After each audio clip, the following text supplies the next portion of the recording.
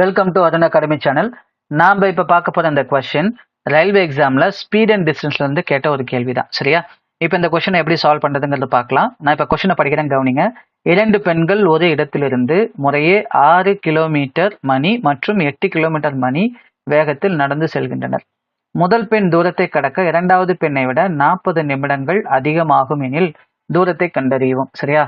Question என்ன சொல்கிறாங்கன்னு புரியுதுங்களா? 2 பேரும் ஒரு தூரத்தை தான் கடக்க போகிறாங்க. ஃபர்ஸ்ட் விமன் வந்துட்டு மணிக்கு 6 கிலோமீட்டர் பர் ஹவர் எடுத்துக்கிறாங்க. Second women 8 kilometre per hour எடுத்துக்கிறாங்க.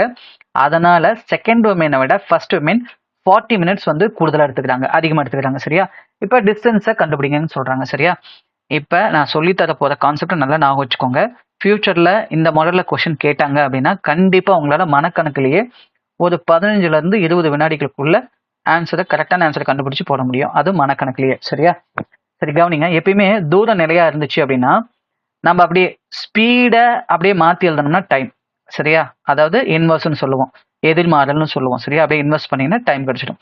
ஸ்பீடு ஃபர்ஸ்ட் உமனோட speed 6 kilometre per hour, second woman வந்து பார்த்தீங்கன்னா 8 கிலோமீட்டர் பர் ஹவர்.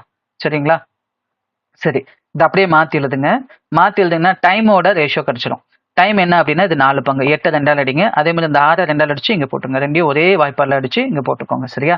அப்போ 8 2 அடிச்சா 4, 6 2 அடிச்சா 3. இந்த ரெண்டுக்குள்ள டிஃபரன்ஸ் என்ன அப்படின்னா ஒரு பங்கு. இந்த ஒரு பங்கை தான் அவங்க என்னன்னு சொல்லியிருக்காங்க அப்படின்னா 40 மினிட்ஸ்ன்னு சொல்லியிருக்காங்க. சரியா? அப்போ ஒரு பங்கு 40 மினிட்ஸ்னா ஃபர்ஸ்ட் விமென் எவ்வளோ பங்குல போயிருக்காங்க? 4 பங்கு நேரம். அப்போ இது என்ன வரும் அப்படின்னா 160 மினிட்ஸ் வரும். சரியா? அப்போ ரெண்டாவது உமன் போன டைம் என்னன்னா இந்த 40 இதோட இன்ட்டு பண்ணீங்கன்னா 120 மினிட்ஸ் வரும். சரியா? அப்போ 2 பேர்த்தோட நேரத்தையும் நம்ம சொல்லிடலாம். சரியா? இப்போ அவங்க வேகத்தோட, ஒவ்வொருத்தரோட வேகத்தோட அவங்களோட நேரத்தை பெருக்குனீங்கன்னா, எப்பயுமே ஸ்பீடையும் டைமையும் இன்ட்டு பண்ணீங்கன்னா நமக்கு கிடைக்கக்கூடியது என்னன்னா டிஸ்டன்ஸ். சரியா?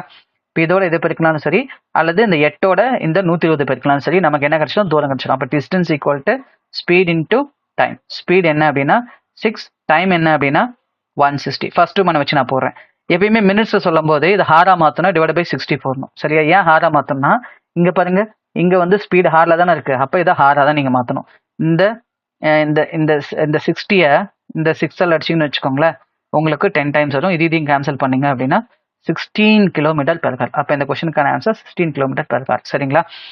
இப்போ நான் சொல்லி கொடுத்த இந்த இன்ஃபர்மேஷன், அதாவது இந்த கொஸ்டின் உங்களுக்கு ரொம்ப யூஸ்ஃபுல்லாக இருந்துச்சுன்னா மறக்காம இந்த வீடியோக்கு ஒரு லைக் பண்ணுங்க.